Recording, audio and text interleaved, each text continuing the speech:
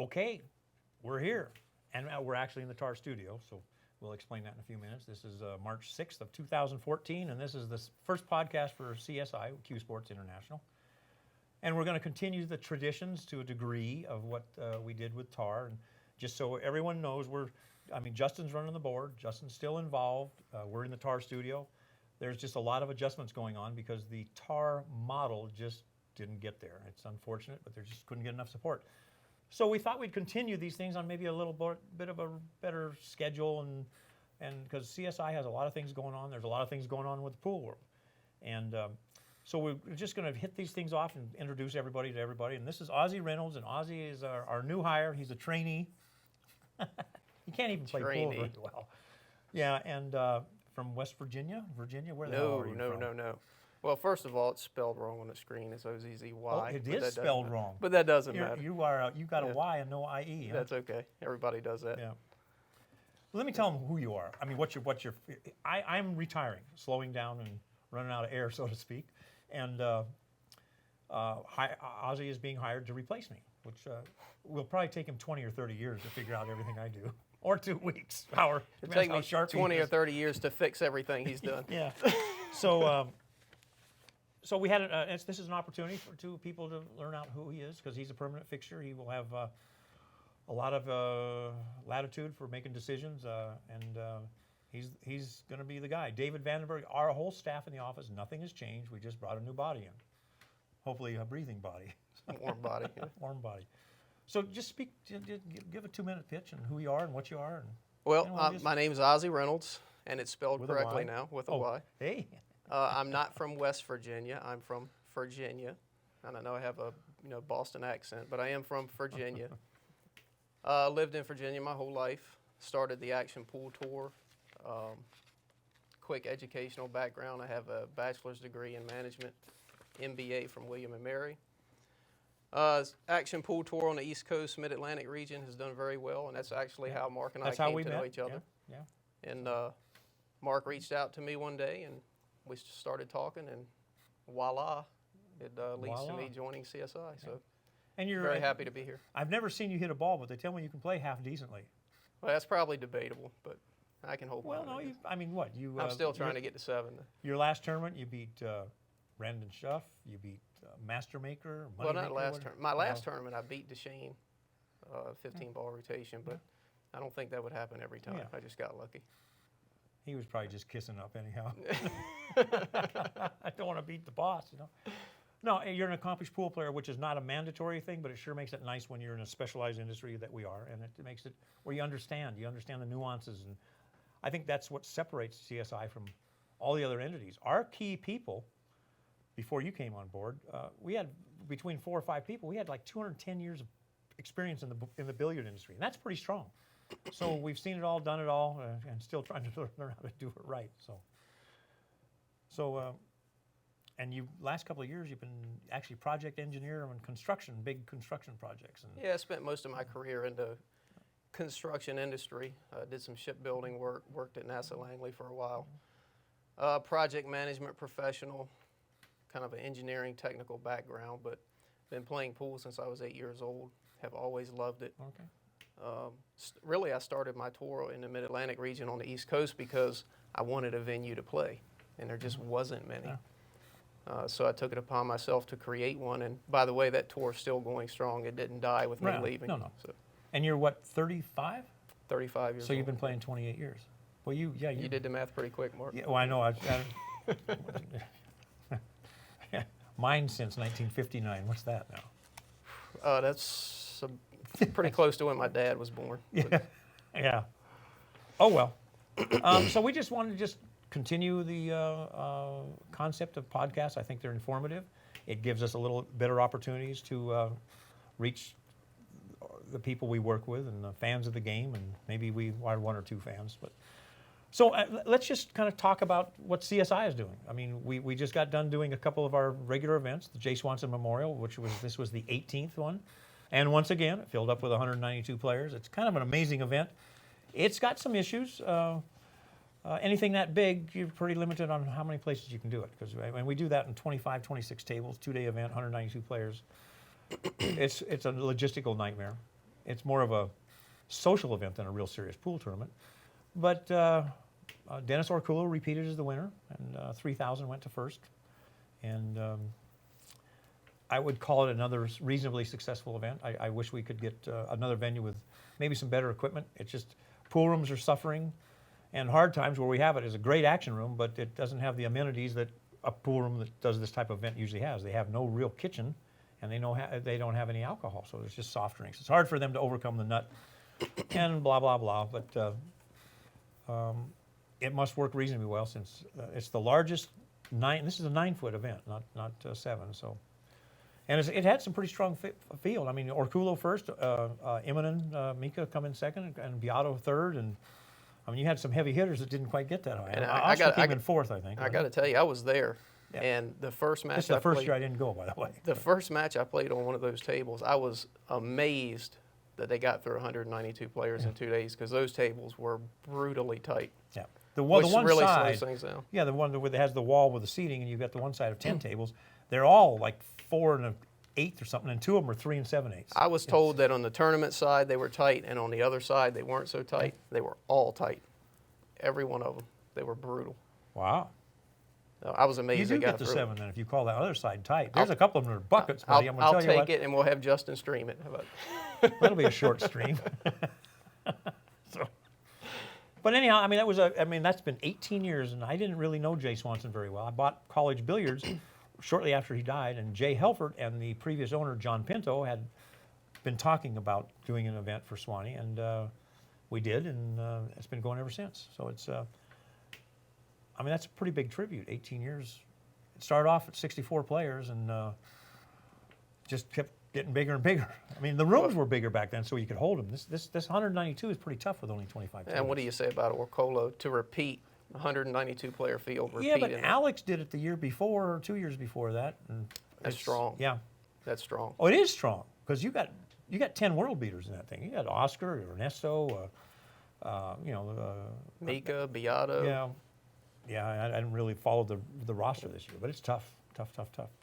And then we're trying to have him be the world traveler, so we went to L.A. and babysat the Swanee. Then we fired him up to Reno and went to the Grand Sierra for the U.S. Bar Table Championship, and this was the 21st or 20th? 21st, I think. Don't put me on the spot. Yeah. Well, and that's something, when we do something, we try to make it last a long time. So, I mean, our annual tournament, our nationals coming up in July, is the 37th or 38th. I can never remember the numbers anymore, but so we don't have too many of the first annuals.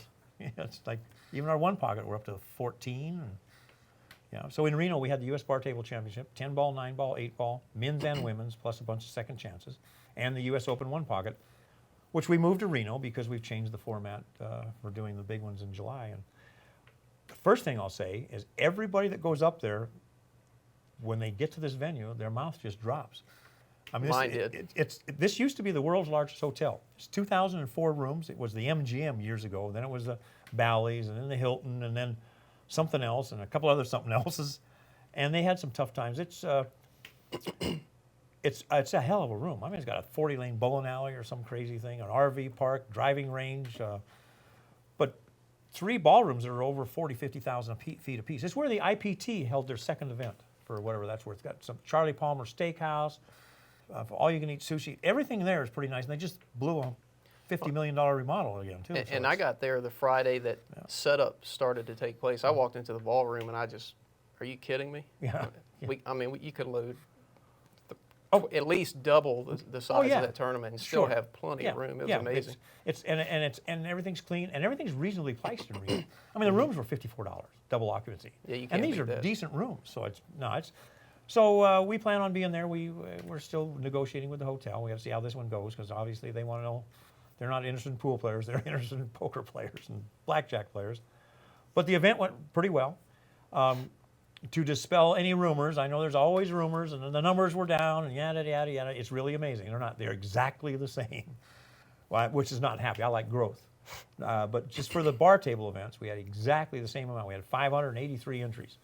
We had more people there, though, because we had the one pocket players, and then World PPA does their event, and they grew a few players. So there was a total of 700 entries.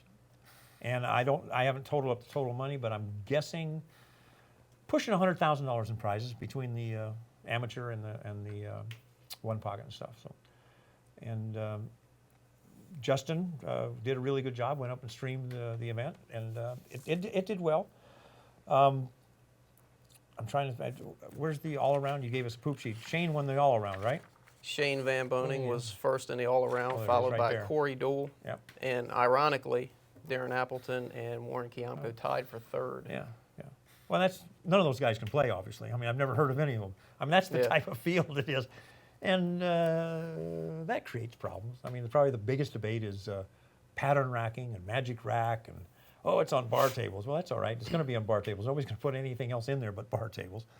And some of the purists, and I grew up on 9-foot tables, and I kind of hate the fact that everything's going to 7-foot tables. I completely understand why. But 7-foot pool is pool. And these people that say it's not, and sure, and then play somebody that can play and see what they do to you. Well, I'll tell you, Darren Appleton had a great post, and if he's watching, sorry to call you out, Darren, but you had a great post on Facebook.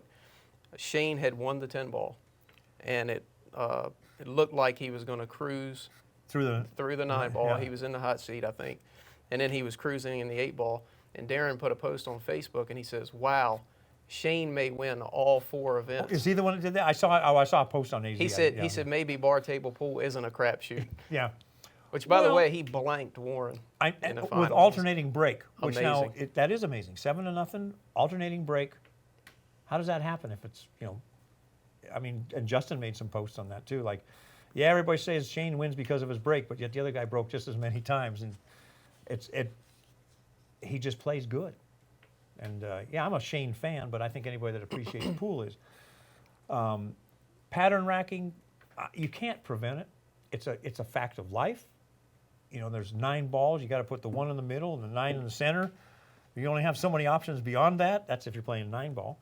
We're discussing it. I don't appreciate some of the comments people say, like, it's not pool, that's bullshit, and we might go to opponent racks. We got a lot of options, but it's still pool. I mean, if I learned how to break that good, that's fine. But there's other people that break really good. It's not a breaking contest. Well, I've got the solution. I'm just still trying to talk you into it. Well, we have a couple. You can mention it. You can mention your solution, and I'll mention some other ones. My preference is to have a set pattern. For 9-ball, 10-ball, and 8-ball? 9-ball, 10-ball, and 8-ball. Everybody breaks the same pattern. You can call it pattern racking if you want. Everybody's got to break the same pattern. It's being done in American rotation. Correct. And it is working fabulously. There are no arguments over Little pattern different racking game, and break. It is, but, well, it's a lot different game. But same thing applies. You're not going to beat somebody because you might have a little bit more knowledge of the rack. If you rack with a magic rack, it's tight. You have the same pattern. Well, argument's gone, in my opinion. And I'm not going to disagree with you. I totally agree with using the magic rack. It eliminates so many more problems that you have with other racks. It really does do what it's supposed to do. And the goal is to get the balls tight. Now that you have the magic rack, then you could use alternating, your opponent racks. But you can still get a slug rack if you aren't paying attention with it. So that doesn't really solve the problem. I'm probably going to lean towards your solution. I mean, we're talking about it. And it's different in different events. Reno's 40 tables. Let's talk July for a couple minutes, and then we'll back into that after a while. In July, on our professional events, we're only going to have 2 tables, one which will be streamed. That's it, 2 tables. It's a 16-player invitational. So how do we handle the racking there? And some people said, with basically 1.5 to 2 tables, we could have a designated racker. He's right, we could. We could have rack your own. We could have a mandatory pattern. I'm not sure, something we're going to have to come up with.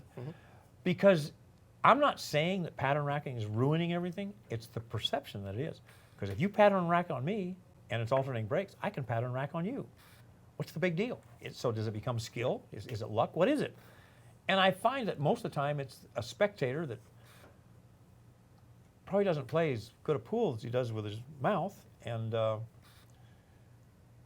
maybe possibly a guy that got a bad beat. I mean, it's. I remember the one year that I went to the Philippines in 2007, 2008. Ronnie Alcano beat Suke in the finals, and Jerry Forsyth article on AZ Billiards is 9-ball is dead. The game is dead. And because they were soft breaking, Alcano was soft breaking, drawing the cue ball 2 rails, shooting the next ball on the side, making 2 balls in the break. Suke was crushing them, didn't make a ball. And I think they were racking it on the spot that year. Well, I'm not sure. So and that's another option that can play into. So there's, Well, I will say that the pattern racking red flag that people are throwing up right now, some of it is, you get a bad loss and you got to blame it on something. You got to take it out on something. But I will say there is some merit to the argument because anybody that follows AZ Billiards forums, someone posted a thread, and you probably saw it, called Corey's Done It Again. Oh, on the 8-ball. That was one of the most fantastic threads I have ever seen. Apparently, I'm just going off what this guy had stated, Corey Deuel figured out a way to rack 8-ball and break an 8-ball rack to where either solids or stripes, whichever he preferred, was going to remain in a cluster and everything else would be wide open. So all he had to do was make a ball, and this guy actually had pictures of what the table looked like after every break, and it was unreal. Everything was just, it looked like it was put together with super glue except for stripes, and it was a dead run out. So it does have merit. Is it okay? Do we want that to be what determines the winner or loser? Your knowledge of how to rack? In my opinion, no. Yeah. I'd rather it be a set pattern. And in fact, I sort of jumped ahead of everybody, and I asked Joe Tucker, who's considered one of the most knowledgeable rackers ever, to give me a pattern for 8-ball, 9-ball, and 10-ball. That is the worst for the breaker. Absolutely. So it's like a negative pattern. And it was funny, his comment to me was, well, in 9-ball, you're still going to make the wing ball.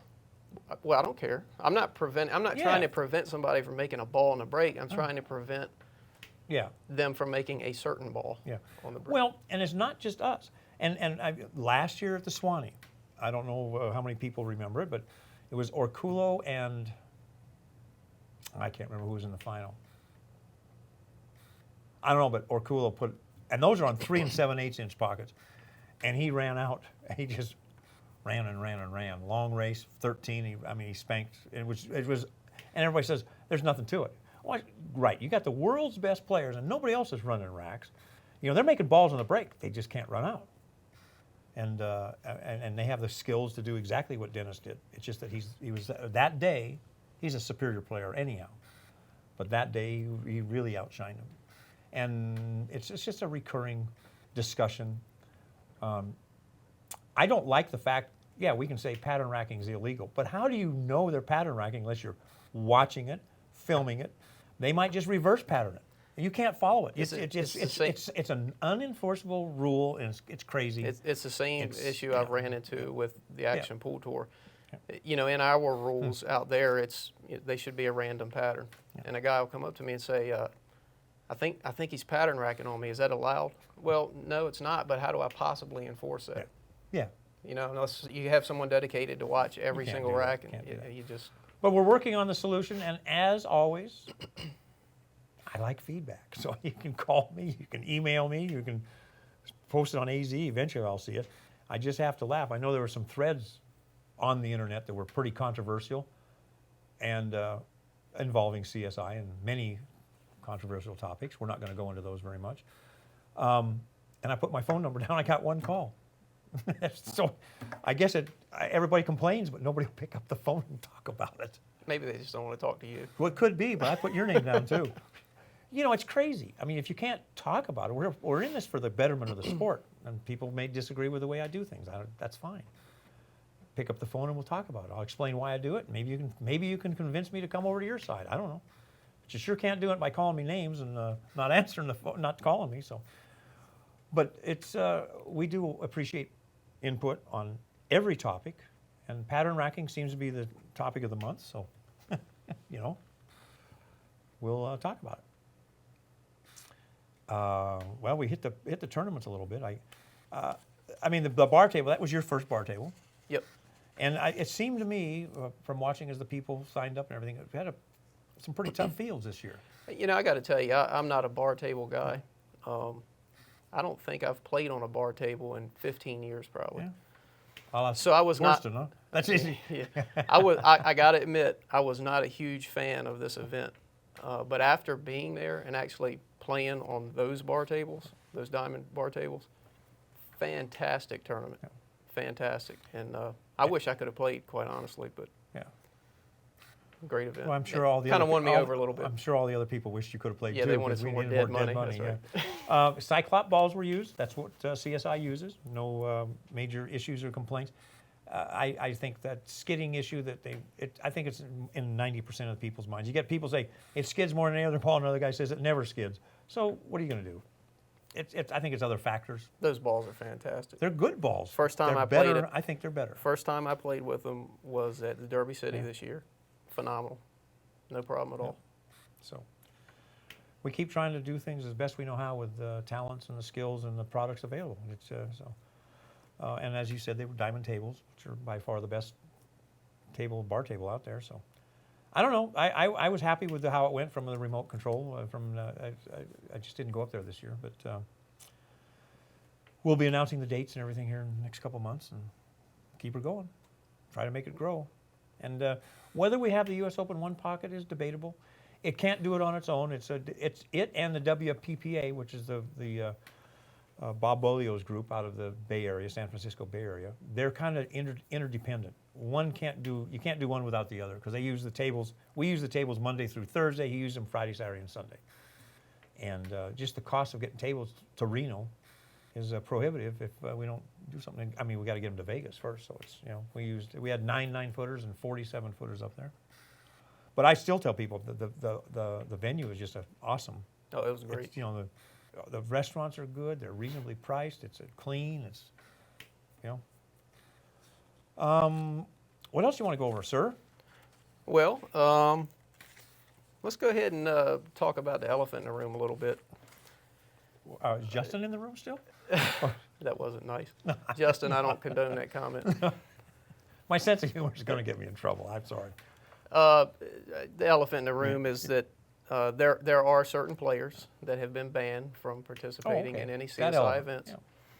A lot of speculation, a lot of stuff going around on the internet as to why, so it's probably helpful we address that. That's also the one I put my phone number up, so if somebody really wanted to know, they could have picked up and called.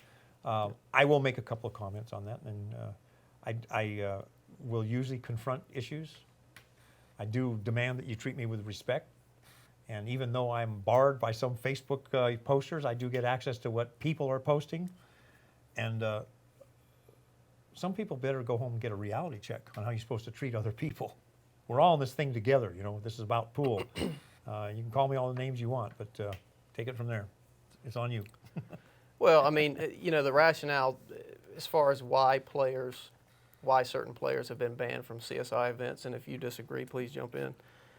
It has nothing to do with whether you like Mark or me or whether we like you. That's irrelevant. This is business. The problem is when you get players that show up at these events and they create a scene or they argue or they make derogatory comments or post either in front of people or on public social media sites. It's a huge distraction. Huge. It takes away from what we're trying to do. We're trying to put on a good event. It consumes a lot of time and resources. We don't have time to sit there and read all these derogatory things and try to respond to it that these guys are posting. And it affects the image of the whole event.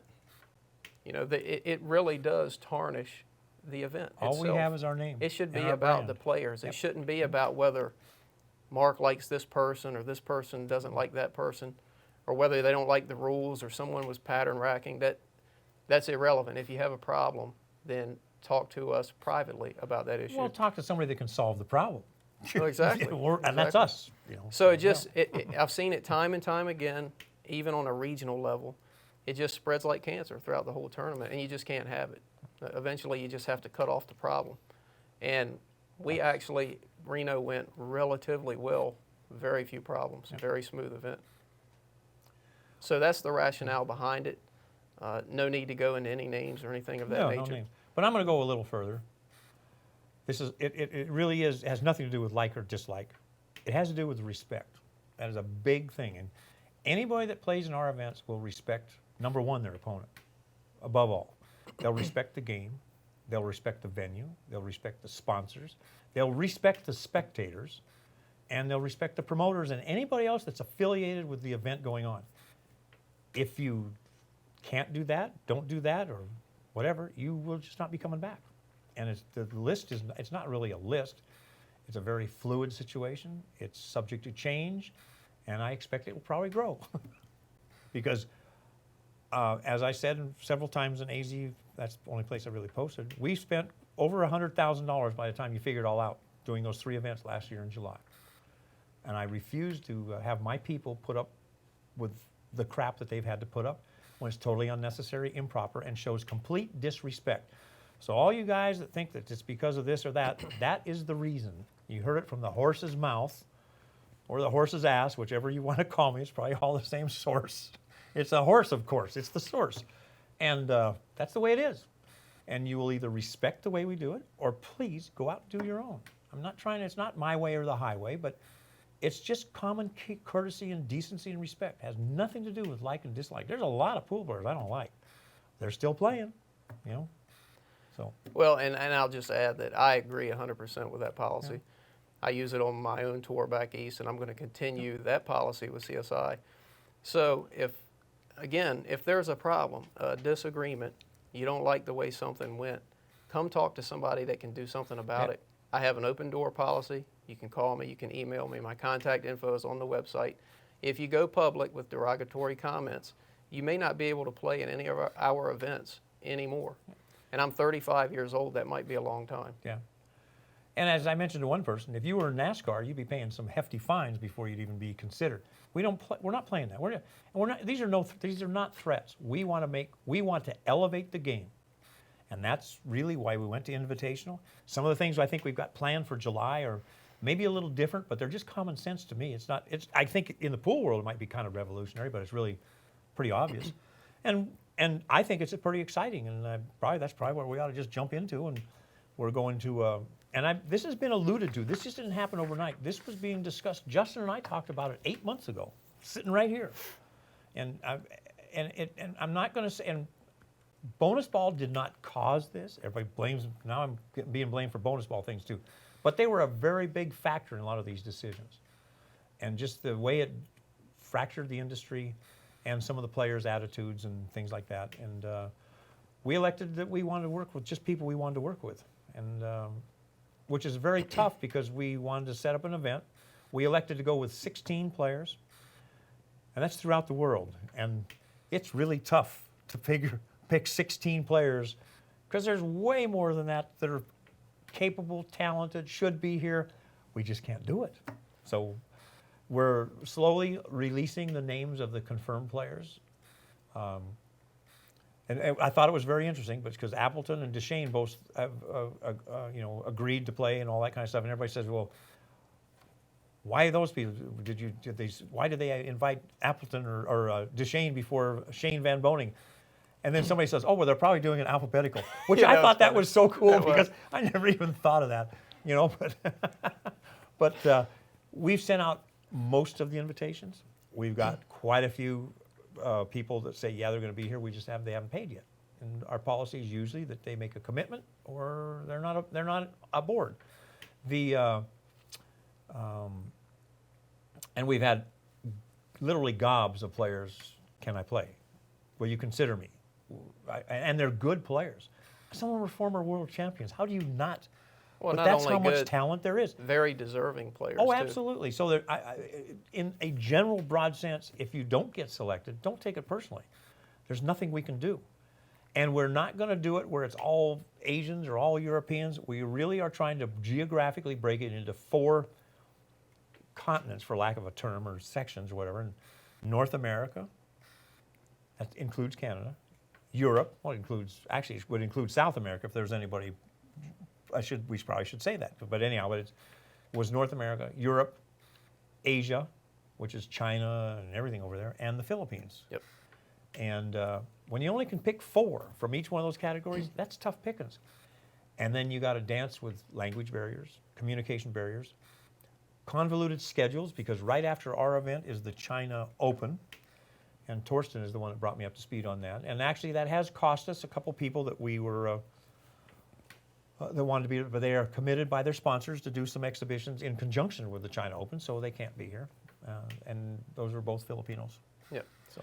And when all 16 names have been confirmed and are released, that is in no way indication that other people did not get invited. Like Mark just said, there are conflicts to prevent some people from being there. The whole host of issues why a player may not be on that list of 16. So all you web bloggers out there, don't automatically say, oh, well, such and such didn't get invited. That may not be true. Yeah. And briefly, it's 16 players. We're going to start with it's going to be like an invitational 10 ball. That'll be a 3.5 day event. Then a 2.5 day break. And then a 3-day open 8 ball. Same players, same 16. Probably there's very good possibility that the draw is going to be a little different. It's going to be 4 groups. They're going to be round robin, 1 party from each group of so it'll be 1 American, 1 European, 1 China, 1 Asia in each group, and there'll be 4 groups. We haven't even really discussed it, but it'll probably be different groups in the 2 different disciplines. Mm-hmm. So there's a lot of variables.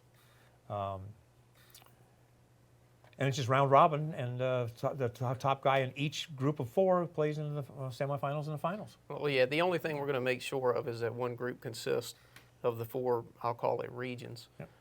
But as far as the 10-ball event and the 8-ball event, they're going to be randomly drawn as to who ends up in whose group. Right, yeah. So it's going to be exciting. It's going to be, every match is going to be a killer match. That's one thing. I mean, and Justin will be there streaming, and it'll be pay-per-view. If you stay in the hotel, it's free feed as usual. And that's at the Rio. July 16th through 26th is the overall event, and I think this event is the 18th through the 25th or 26th. Yep. And the little 2.5 day intermission between the 10-ball and the 8-ball, we're going to be doing several different things. First of all, Joe Tucker is going to be holding the national championships for the American Rotation, the American Billiard Club League and Association. Be a maximum of 16 players of that, and that'll be going on. Probably doing some high-run competitions still. We're going to also have, we're still figuring out exactly how it works, some type of pro-am, probably where the amateurs will bid to see, at auction, they'll try to buy their partner. So you'll have 16 professional players. Each one will have a partner, male or female, and they'll play Scotch doubles, race to 3 or something. Probably single elimination just for the time constraints. Half the money will go to the junior program, half the money will go directly out to the tournament. But you'll get an opportunity to play with some pretty strong players. Some of them won't understand a thing you're saying because they're from China and Taiwan, but that's going to be half the fun. They have interpreters, you can give them sign language, Well, 4-ball. Everybody speaks pool anyway. That's true. So, and the other thing that's really, it is mandatory, and this is an interesting one, but these players will all be agreed to that they will be providing to all the amateurs free lessons, pointers, however you want to call it, every day. So you're going to have 16 of the world's best players available, and we'll have us scheduled out as their tournament schedule works out, and it'll be posted. And this will be on 7-foot tables most of the time, but there will be a couple of windows where we're going to have some 9-foot tables. Mm-hmm. And the arena, that way we could get a lot more people around if it was a 9-foot table in the arena, and Justin could even stream it possibly. But it's going to be for the betterment of the game, and so the amateurs can really identify, and they'll say, man, I like that guy. I'm a fan now. And what we're trying to do is create a relationship, a kinship between the pros and the amateurs. And we've been trying this. This has been something, we've tried this 4 or 5 different ways at the Riviera, and it just didn't get traction. And a lot of it was because the pros, they just disappeared. They're not going to disappear. They're going to be available for photo ops. They're going to be available for these lessons. And so really, an amateur could come out there, and if he's there 4 days, he could get 16 hours of free lessons from the top 16 players in the world, and it's a freebie. Now, it's not an individual, it's group lessons. And they're not going to be on the finer points of, it's going to be how do you break, well, how do you stand, why do you do this, why do you do that, what type of equipment do you use, but it all helps. It improves the game, it improves the quality of your enjoyment of the game. I'm excited. This is going to be something that it's finally going to happen, but it's because we had to put the hammer down. Well, we tried it with 96 players, it wouldn't get there. Well, and this is no small thing either, because all 16 players will dedicate at least an hour every day. Every day. Every single day. That's like 16 hours per day. For 9 days. for 9 days. Yeah. That's nothing to scoff at. That's pretty huge. But I want everybody to know that they will do it. And I'll tell you how strongly we feel about this. They don't do it, they don't get paid. I mean, we're not going to have somebody, I'll do it, and then scoot out. No. We'll dance around their schedule. Obviously, if they have a match in 2 or 3 hours, they get a rain check that day or something. It depends on what, but that's pretty cool stuff. And there's always a possibility, depending upon if we get all the players we want, we might have some pretty exciting, overdue challenge matches that could be done on a 9-foot table because we're going to have a window there. We're going to have tar there. So the pay-per-view people would really enjoy this. And the spectators, we're putting in bleachers this year around it's going to be 2 tables. Minor correction. Okay. It will be a CSI streamed event. Yes. Did I say something wrong? Well, you said TAR was going to be there. I just don't want to create any confusion. Yeah. If you want to watch the stream, you'll be watching it on CSI's website, not right. Correct. Not If that's all embedded in you with Justin's assistance. Yep. What I'm trying to say is Justin is, we're working together. We're discussing the future. We all have this dream of getting pool a little more mainstream and accepted. Just because one idea doesn't work doesn't mean you just quit. You figure a way around. What a goal is a destination, not a journey, or how do they say it? Maybe I'm the other way around, but it's just and that's what I wish everybody would keep your eye on the big picture, because the big picture isn't you, me, or Justin, or whatever. It's the game, and so I'm excited. This is gonna be a really good. And the Rio is we got 1 year under our belt. It was a testy year the first year. We lost the power. We lost the air conditioning. Isn't that the one you said a tropical storm came through Vegas? It did. I'll tell you what, 73-mile-an-hour winds came through Vegas in July last year. Picked couches off the Voodoo Lounge deck at the 54th floor, picked them up and threw them down at the cabs. Pretty cool. But it also took out the air conditioners and the power and put us so far behind the curve it was not even stupid. But we made it. So I think next year will be a little bit better. One other thing is, unless we get a tsunami. Well, we don't like tsunamis anymore. No. But I'm trying to remember what the name of the restaurant was coming from the hotel to the back ballrooms. Do you remember what it was, Justin? That coffee shop? Where? At the Rio? Anyhow, it's now a hash house a go-go. Which is, I've only been to a couple of them. I'll tell you, the 3 of us could order one portion. They're huge portions. It's not as much as that pink taco thing you had the other night. That burrito was 2 people, and couldn't even get through half of it. It was unbelievable. I don't know why they do that, but anyway. But the Rio is pretty exciting, and if those that made it, I hope you come back, and the ones that didn't, I hope you make it. It's a great venue. The arena for the convention center is beautiful, great. We're going to have in excess of 300 bar tables and 4 9-footers. Last year we had 23 9-footers. Just the cost of bringing them out was just another burden. By the way, on the professional event, we're adding $16,000 per event. So we're adding $2,000 per player across the board. Per player, yep. Same 16 players will be in the 8-ball and the 10-ball events. And as a benefit of coming, they get a free room, double occupancy. But we're doing everything we can to make it affordable to them. They get 2 bites from the apple. There's 2 events. There is an entry fee. It's $1,000 per event. And we're just going to see how it goes. We're not Matchroom. We're not trying to be Matchroom. I admire Matchroom. I wish we had some of the tools they had. They got TV and production monies and everything. So it's just us. And by the way, everybody, even 13 through 16, if you don't win a match and you finish last place in your group, last place overall, you're still going to get $500 of that back. Yeah. Yeah. So it's good. It's good. Ozzy's so efficient, he actually typed up an agenda. See, there it is. Oh, it's upside down. I'm sorry. So you want to just sure, start blowing into some of the AZ comments and questions? And we really appreciate those things. We don't have access to it right now just because we thought we'd cover a lot of groundwork, so we're not seeing if anybody posted anything in the last 20 minutes or 30 minutes. You're dead. The same thing with Facebook. But by when we get a couple more of these under our belt, we'll have a system where we can monitor and maybe even do phone-ins, and who knows what we're going to do. But And for those of you that don't know, on AZ Billiards, probably, I don't know, several days, a week ago, I posted a thread that we were going to have this podcast and asked the AZers out there if they had any comments, questions they wanted us to go over. Obviously, we can't do them all, but I picked out a few, and we've probably already talked about some of it. Yeah, a lot of them you do. Yeah.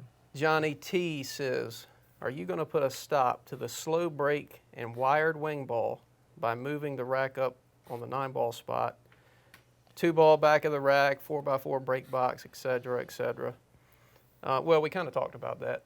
Pattern yeah. racking and Well, we're not doing that 9-ball. kind of thing. We're only playing 8-ball and 10-ball at our July event.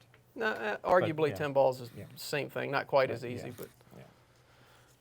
so we're still working through that. I have my preference. I just have to talk to Guy to Yeah. my right into it. Well, yeah, and I'm flexible. We're going to have some discussions. We'll make up our mind in the not too distant future. It only affects those 16 players too. I mean, it's not like we're not changing anything as far as the amateurs, because it's just not, you can't. Why do something if you can't enforce it? But so. Skip the next one because it's basically the What same have you thing. done about pattern racking. Yeah. Sort It's of. illegal to pattern rack. Didn't you know that? Yeah. Joe Jaguar.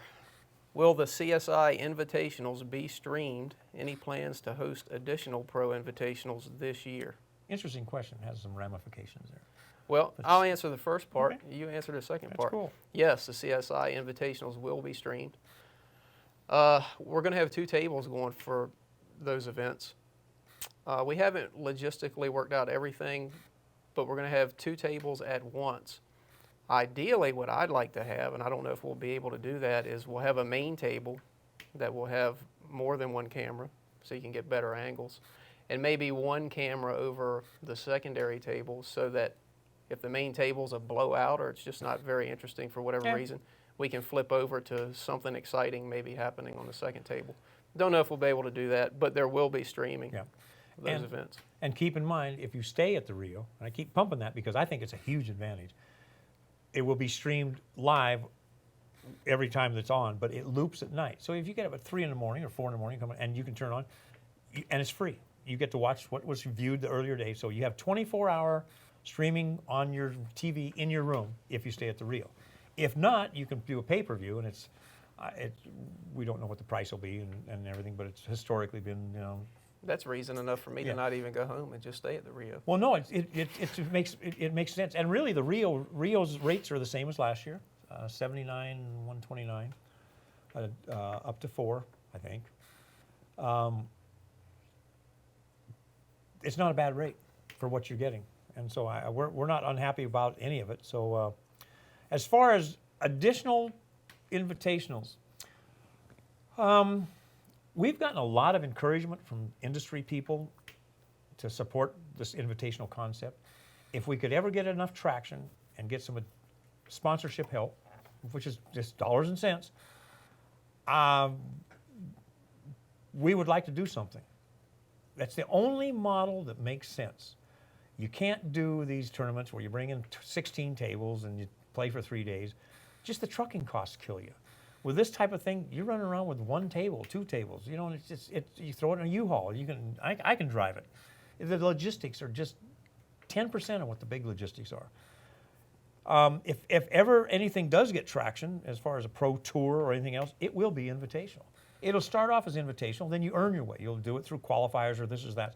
You can do those when you have multiple events. It's really hard to do when you do 1 event, 2 events a year. So in answer to the question, there's discussions. It's not far enough that I would call it plans. So. Yep. The next one, Kid Dynamite, AZ Billiards Forum. Why no tar match access codes used as prizes, giveaways, etc.? I mean, cross promotion is what he basically asked. I never understood the lack of cross-marketing with BCA players, BCA league pool rooms. Well, we attempted it. The TAR model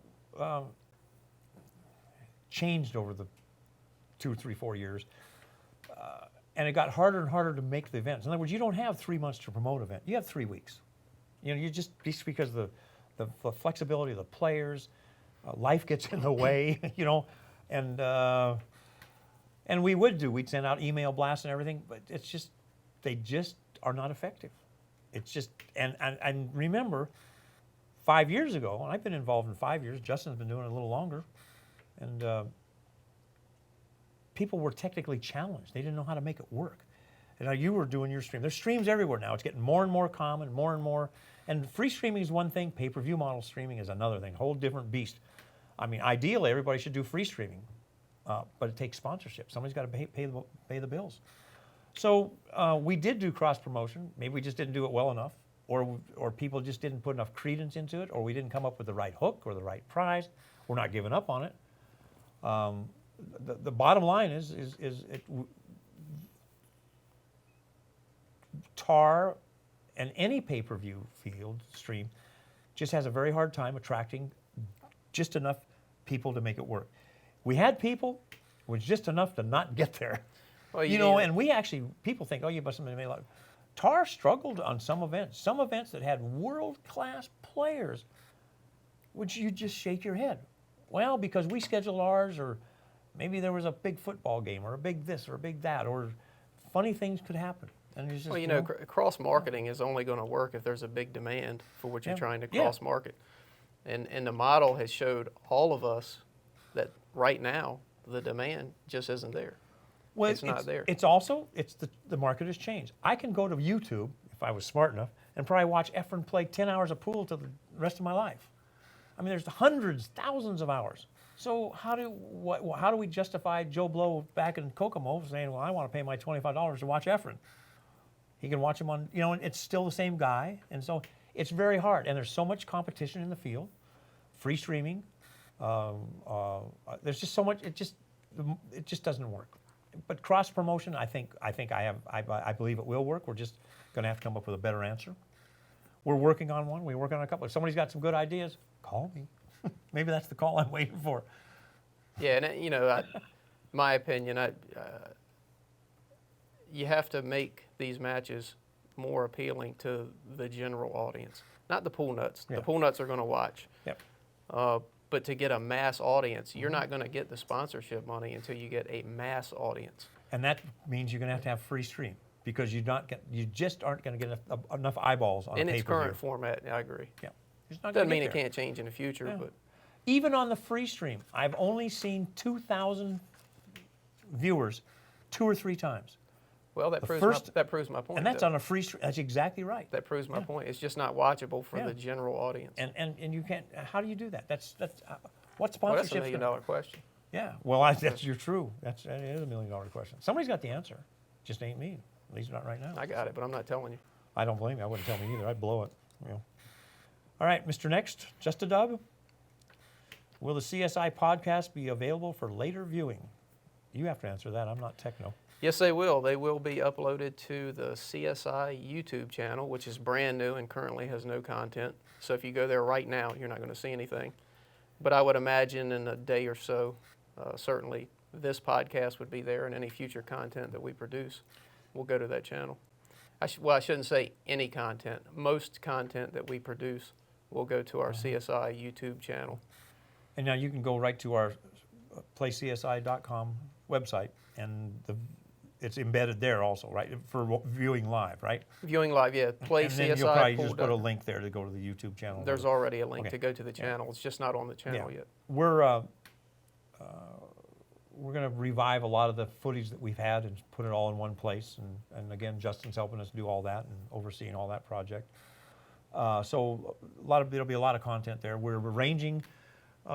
We have a pool table and a great studio, and we're arranging to have some people come in. We're going to be shooting a lot of videos before the TAR studio actually disappears, that's still 4 or 5 months away under its present scenario. And if we come up with a winning solution, it may continue. Who knows?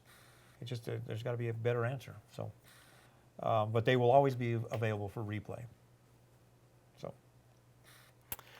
next is Mark, AZ Billiards. Isn't it a bit anti-democratic for other pros to not have a chance at all to ever enter your events? I think a series of qualifiers around the big cities throughout the country would be great. And so do I. But remember, there's only 4 North American players. And in this current scenario. You got to start somewhere. And that's a lot of coordination to do qualifiers. I don't know if you remember, and some people do, some people don't. We did a series of things.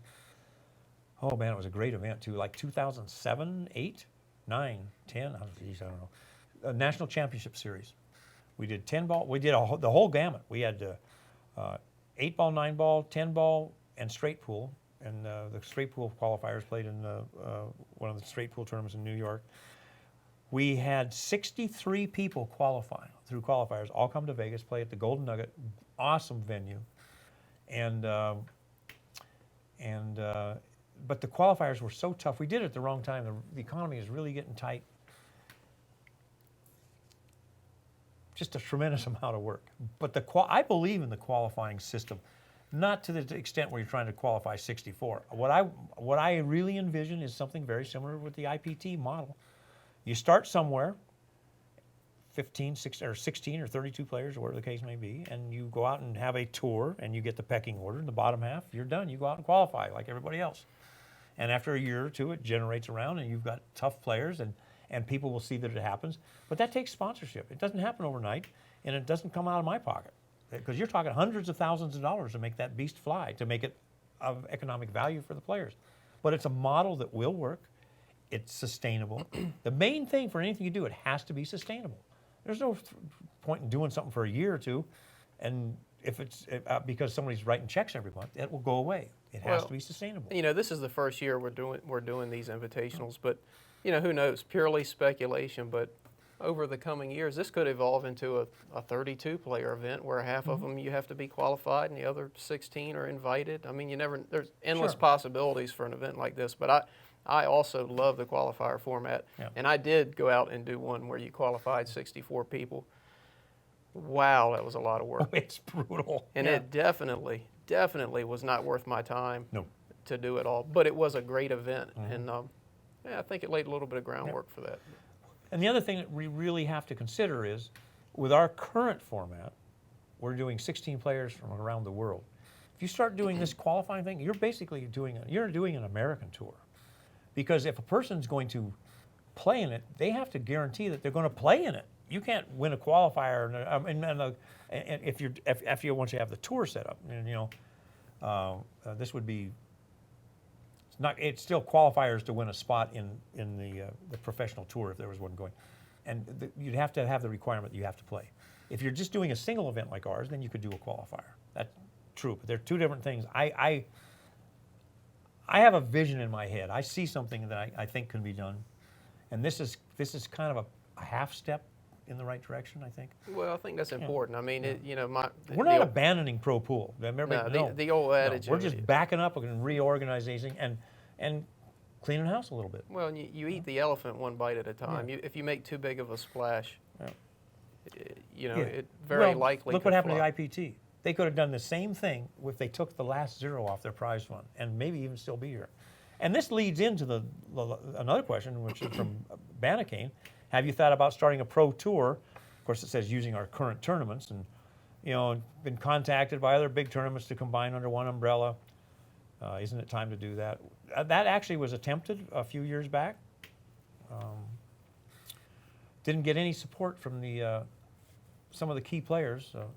One of my requirements was that the women be allowed to play, and I got, yes, they could play, and then they changed their mind, partly because of conflicting sponsorships, which doesn't mean anything to me, but it did to the other party. We also were in the process of getting ready to contemplate, go forward and start some kind of a players organization and everything, but the ABP decided they wanted to, and out of deference, we said, okay, we'll stay out of it till you crash and burn. I think they have done crashed and burned. So do we do it? I don't know. We haven't even discussed this. This is something that's been bouncing around between my ears. I really feel that in order for something to happen in this country, there needs to be an organization. I don't see anybody else doing it. I'm not saying I want to bite off the work. We got our plates pretty full right now, and it's going to have to take a second seat. And that's another thing that this thing allowed. It gave us an event for a year. People say, if we ban these people, why should they ban them from all the years? Just ban them from one event. How many events do you guys think we do? We have 2 invitational events, and 2 open events, which is the bar table and the one pocket. That's it. Now we are involved in some little regional things, or the Swanee, which isn't really, that's more of a social event than a real pool tournament. Well, I'll take a little different approach on that. If we had 100 events per year, it wouldn't matter to me. If you show that you're not going to act in a professional manner, why am I going to let you play in event number 2? Absolutely. I totally agree. But I'm just saying that we have a pretty big footprint because the industry's so small. And we're attempting in our own way to improve things. And this is a half answer, this little 16 invitational. I just want to see what's it do? How does it accept it? And in all honesty, if I invited the 16 top North American players, I wouldn't walk across the street to watch it. The American field is that weak when you compare it to the world field. And if we want to create something, we have to have players. I mean, we got to have the world champions, and we're going to have one hell of a field. And it's unfortunate, but the Americans have just, I'm not telling anybody a secret here, they just don't play to that speed anymore. But that can be changed. Well, this is a growth process. Sheer numbers, obviously, if you pick 16 from, we'll say, the United States, that's not going to be as tough as if you pick 16 from the entire world, just from a sheer number standpoint. I will say, we don't want to lump all of the American pro players in the same bucket. In my opinion, there's a handful of bad apples, but that shouldn't tarnish all the other good ones that are out there. Totally agree. And if you don't get selected for this invitational, keep in mind it's 4 guys from North America. That means there's probably 2 or 3 from the United States. Yeah. And if you're not one of those, how bummed can you really be? Yeah. And one other thing, just to dovetail on that, this event, you said you're kind of curious to see what it'll do. We're already seeing it. We get calls every day from different players saying, can I play? Well, if you call me and ask, that's not going to affect the decision whatsoever. But we do appreciate it. We'll keep you in mind. Sure, we do. But if you call and act nice and say, can I please play, we respect that, but that's not going to have a bearing on whether you get invited or not. But I really feel that this format, it's manageable for one thing. And I just think that there is a future for the better players, the professional players. And I really sympathize with the previous question that Mark asked. That was the biggest problem I had is we're not providing a whole group of skill level players that I will call weak pros, top shortstops, or even better than that in some cases. We don't have anywhere they can play in this event in July. I hate that. There's nothing I can do about it. There's nothing I can do about it this go around. But I'll let everybody know that doesn't mean that we're never going to return to the open tournament. Oh no, it doesn't. This is our plan this year. Yep. Next year, who knows? And a lot of this was reaction to what was going on in the professional pool arena, and it was time to take a stand, and if nothing else, get everybody's attention. And it has to be. There needed to be some changes. Yeah. I don't know. We beat up on that enough, I think. Did you take any of your own notes? No. No? I didn't have any notes. Notes? Yeah, well, what else do you want to talk about? Alaska. We always have to have an Alaskan story. That's what Justin says. Alaska. Is that part of the U.S. still? Yeah. Uh-huh. You'll like it. We'll use you for bear meat. Yeah. No, we had some pretty good things happen. I mean, when we did this kind of the West Coast swing, for lack of a better term, we did the Swanee. We coordinated with the Markulises for the Chuck Markulis Memorial. And I knew Chuck when he had hard times in and we had several rooms in L.A. area. I only was at the hard times. There was one in Harbor or something. And then he opened up the one and reopened, took it over from other people in Sacramento. He was a hell of a promoter. That's why the Filipinos play so much in those areas, because he got to know them very well, and so it was really nice. But they had their seventh annual tournament for Chuck. He got killed in a car accident a few years back. And so we did ours, and then the next weekend they did theirs, and then the next day we started the bar table. So it's that cross promotion does help. We had 3 events. Chris Schwartz is going to be reopening California Billiard in July, so he'll probably be a part of the swing next year. He was the previous year. And then Hard Times in LA, they did once or twice. They did a 10-ball in front of our July event too. So we had a lot of things that we try to make them all happen, and so there is some coordination, and it's nice. And the Markulises were easy to work with, and see, that's great. I mean, you get to play, and they had 3 events, right? They had 9-ball, 8-ball, 10-ball, or whatever, and one pocket. Yeah, I'm not sure. And then 80 miles later, you're going to the bar table. So it is great because there are a lot of players that rely on that. You called it East Coast swing, and that's what they call West Coast swing. Yeah, you can go to the East Coast swing. You go right ahead. It's always swinging there. But a lot of players travel from not just the East Coast, but all over the world, and it's worth it to them to be able to hit 3, 4, 5 events. Yep, you need a couple if it were one event, you can't overcome the nut. No, it would suffer. So I mean, there's a lot of good positive things going on, and it's a lot of people say pool's dead. I don't believe it's dead. It's just going through a little restructure. Happens to every industry. The only thing that's constant is change. So just that's all you can live with. I don't have really an agenda here. Just letting everybody know who you are. I don't care if they like you or not. I don't have to. I'll like you even less when you spank me on that pool table. So. Is that why you're avoiding? Which is probably I don't avoid you. I avoid the table. I don't play much anymore. I mean I thought I'd just play till I missed, and I never missed. So what the heck, Haven't missed in months. Yeah. I'm glad everybody's. We had some good questions, and we encourage good questions, good comments.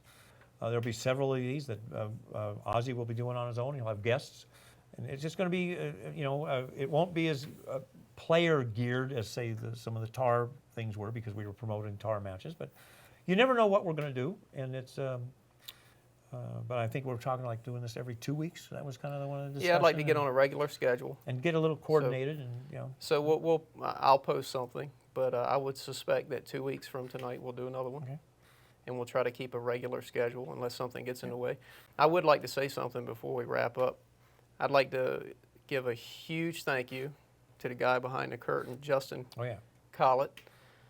Everybody knows Justin, and I got to tell you, I've become a Justin fan. Seriously, the dude is smart. He's really sharp, and he's agreed to help us out for as long as it takes. And Justin, you can probably hear me. Thanks, and look forward to working with you over the coming months and trying to learn a little bit of that knowledge crammed in your head. But he's not going to teach you everything. You said you're going to learn it. He's not going to. He's going to hang with you for as long as it takes. I don't think he's got that much time. So he better.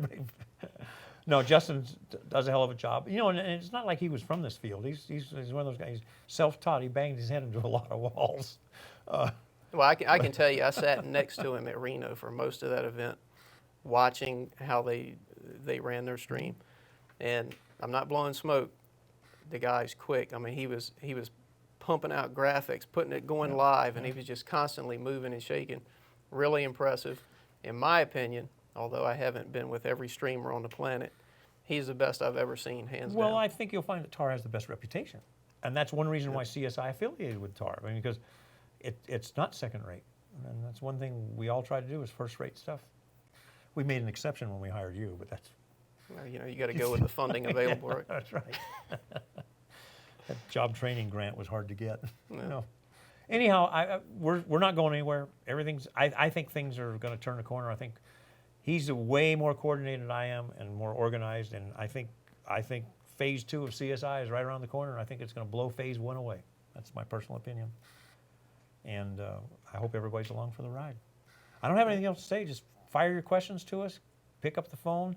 Next time we do this, we'll have a lot more information on the July. That's going to be our focus now.